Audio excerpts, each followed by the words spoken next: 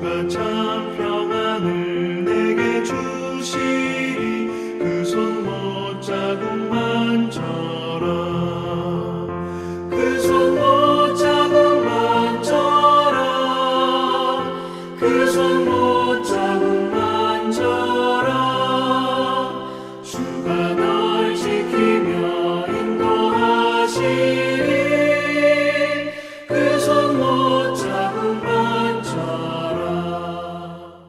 8월 16일 화요일 새벽입니다. 오늘도 새벽을 깨우며 기도하실 때 하나님께서 새 힘 주시고 기도하는 것마다 가장 선한 뜻으로 역사해 주시기를 소망합니다. 같이 기도하실 말씀은 레위기 25장 39절부터 55절까지입니다. 그 중에 39절부터 42절 말씀 읽어드립니다. 너와 함께 있는 내 형제가 가난하게 되어 내게 몸이 팔리거든 너는 그를 종으로 부리지 말고 품꾼이나 동거인과 같이 함께 있게 하여 희년까지 너를 섬기게 하라.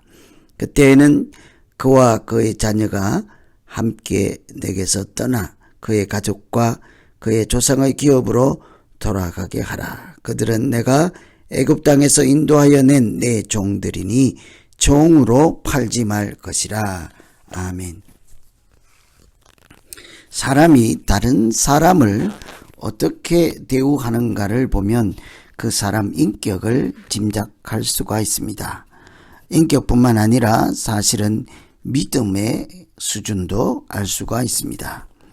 하나님이 만드신 보배 같은 존재인 사람을 무시하거나 멸시하거나 사람다웁게 대하지 않는다면, 함부로 대한다면 그 사람에 대한 예의도 아니겠지만 그보다 먼저 하나님에 대한 마음이 온전하지 못하다 하는 것을 볼 수 있기 때문이죠. 그러니 믿음 있는 사람은 하나님의 작품이요 하나님께서 귀하게 여기고 사랑하는 사람에 대해서 잘 형편을 묻지 아니하고 하나님 때문에 그 어떤 사람이라도 귀하게 여길 줄 아는 사람, 그런 사람이 믿음 있는 사람이죠. 하나님을 사랑하면 하나님이 지으신 세계와 하나님이 만드신 사람을 마치 하나님의 분신처럼 사랑하게 할 수밖에 없기 때문이죠. 세상적으로는 종의 신분이라 할지라도 이미 종이 된 사람이니까요. 하나님은 종이 된 그 사람까지도 공평하게 사랑하시고 우리에게도 그를 함부로 대하지 말고 하나님과 같은 마음과 사랑으로 대하라고 하십니다. 하나님은 사람들을 어떻게 공평하게 사랑하실까요? 종이 된 사람에게도 종이 아니라 품꾼으로 대하라고 하십니다. 사람이 가난하여 자기 몸값을 받고 다른 사람의 종이 되었을 경우에도 형제들을, 그런 사람들을 종으로 부리지 말라고 하십니다. 그들을 종 대신에 품꾼으로 생각하고 희년까지 섬기게 하다가 희년이 되면 품꾼으로서의 의무도 다 한 것으로 여기고 그를 조상의 기업으로 돌려보내라 하시죠. 그 이유를 보면 더욱 놀랍습니다. 이스라엘 백성들이 모두 애굽에서 종으로 살고 있을 때 하나님이 그들을 종이 아니라 하나님의 백성으로 인도하여 내셨기 때문이라고 합니다. 하나님이 종이었던 사람을 종이 아닌 백성으로 구원해 주셨는데 누군가가 그 사람을 다시 종으로 팔아버린다면 하나님이 하신 일과 반대 방향으로 거꾸로 하는 것이지 않겠습니까? 하나님의 구원이 소용이 없다라고 할 수도 있을 법한 일이지요. 그래서 하나님이 구원하신 그 종들을 다시 종으로 팔지는 말라고 하십니다. 오늘 이 말씀을 통해서 우리는 이웃을 어떻게 대해야 하는지, 다른 사람을 어떻게 대하여야 하는지 짐작할 수 있습니다. 종이라도 형제로 대우하고 하나님 안에서 한 가족으로 살아가야 하지 않겠냐고요. 서로 존중하고 그 사람을 만드신 하나님을 먼저 생각하고 누구든지 하나님의 자녀로서 존귀함을 가지고 있다는 사실을 인정해 주는 것이 여호와를 경외하고 믿음으로 살아가는 사람들의 태도일 것입니다. 그래서 오늘 말씀처럼 종이 아니라 품꾼으로 대하라고 하죠.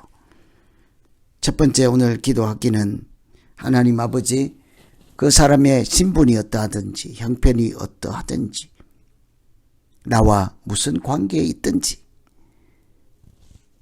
한 사람 한 사람을 소중하게 여기고 하나님의 사람, 하나님의 자녀로 하나님께서 특별히 사랑하는 사람인 것을 먼저 깨닫고 그 사람을 하나님의 입장으로 대하게 하여 주시옵소서. 이렇게 기도하시면 되겠습니다.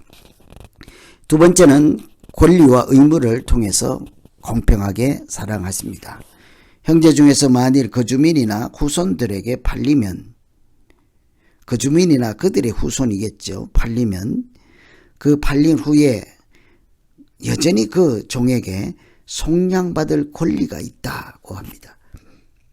속량이라고 하는 것은 값을 지불하고 노예를 자유의 신분으로 되돌리는 것이지 않겠습니까? 값을 주고 구원한다.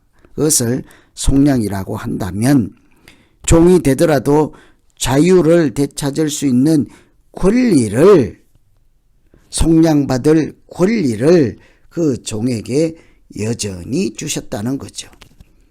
종으로 팔렸다고 해서 자기 인생이 끝장나는 것이 아닙니다. 종이라 하더라도 하나님이 주시는 최후의 보루요, 또 하나님이 주신 마땅한 권리를 여전히 그 종이 가지고 있다는 것이죠. 종의 입장에서 보면 얼마나 감격스러운 일이겠습니까? 하나님이 자기 능력으로, 사람이 자기 능력으로 해결할 수도 없는 일을 당할 때가 있지 않겠어요? 그런 일을 만날지라도 그것이 그 사람의 인생의 마지막이 되지는 않게 하셨습니다. 예를 들어서 종으로 팔릴지라도 그 종으로 팔리는 그 자체가 비참한 현실이 그래도 그의 인생의 끝은 아니라는 것이죠. 왜냐하면 종으로 팔린 그 사람들에게 가까운 친척이 있을 것 아닙니까? 그들에게 그 종으로 팔린 사람을 다시 되찾고 자유를 돌려줄 의무를 그들에게 주셨습니다. 부득불 종으로 팔린 형제가 무슨 염치로 나 좀 구원해 달라고 하겠습니까? 스스로 해결할 수 없을 때 가까운 친척들 종으로 팔린 값을 대신 지불하고 그에게 자유를 찾아줄 자격을, 순서를 부여하여서 주었던 것이죠. 강제로 시키지 않습니다. 그들에게 선택권을 주고 형제를 종에서, 노예에서 구하여 자유를 찾아줄 그런 신성한 의무를 가까운 친척들에게 허락하신 것이죠. 아무리 어려운 처지에 놓일지라도 하나님께서 주신 권리까지, 백성이라는 권리, 자유와 진리를 누릴 권리까지는 돈으로 빼앗을 수도 없고 거래할 수도 없는 것이기 때문입니다.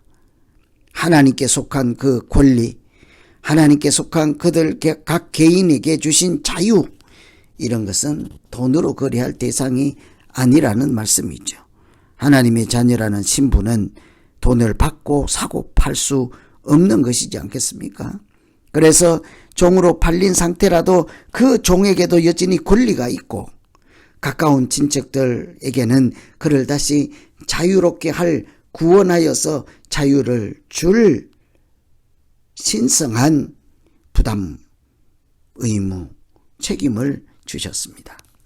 그래서 오늘 하나님께서 좀 가장 어려울 때도 그에게 여전히 그만 가지고 있는 권리를 허락하시고 주변의 사람들에게는 거룩한 부담을 주셔서 종에서 자유를 되찾아주라 하는 하나님의 말씀을 생각하며 기도할 것은, 하나님 아버지, 어떤 사람이 형편이 어려워서 어떤 처지에 있을지라도 우리가 그를 다시 자유롭게 만들어줄 신성한 의무가 우리 모두에게 있다는 사실을 기억하게 하시고, 모든 사람들이 이 땅에서 하나님의 자녀로 살아갈 수 있는 길을 우리가 연합하여서 열어주고 지켜주고 합력하여서 선을 이루어가는 우리 모두 되게 하여 주시옵소서. 이렇게 기도하면 되겠습니다. 오늘 말씀 의지해서 이제 우리 같이 한번 기도할 때 사람을 어떻게 특별히 대우하는지를 깊이 생각하고, 사람이 가지고 있는 고유한 권리, 하나님이 주신 권리를 서로가 존중할 수 있는 우리 모두 되게 해 주십시오. 어쨌든 오늘 말씀 의지해서 각자 들려진 말씀 붙잡고 같이 기도하겠습니다. 하나님 아버지, 하나님은 종으로 팔린 사람까지도 종이라 여기지 않고 품꾼으로 여겨서 그것도 때가 되면, 희년이 되면 다시 자유를 되찾아주고 그의 집으로 돌려보내라 하시는 하나님만이 하실 수 있는 그런 고귀한 마음과 생각들 이제 율법으로 말씀으로 우리에게 주셨사오니, 우리가 하나님처럼 복되고 아름다운 마음으로 사람들을 대하게 하시고 한 사람이라도 비난하지 않게 하시고 하나님이 주신 귀한 보배 같은 존재인 것을 인정한다면, 어떤 사람이 아프면 아픈 사람답게, 어떤 사람이 정신질환이 있으면 그것 때문에 이상한 말을 할지라도 아름답게 봐줄 수 있는 우리 되게 하시고, 누구를 만나든지 하나님의 마음과 하나님의 눈으로 그 사람들을 대할 수 있도록 은혜 베풀어 주시옵소서. 넉넉한 마음 주시고 하나님을 먼저 생각하고 사람을 만날 수 있는 믿음으로 살아가게 하여 주시옵소서. 예수님 이름으로 기도하옵나이다. 아멘.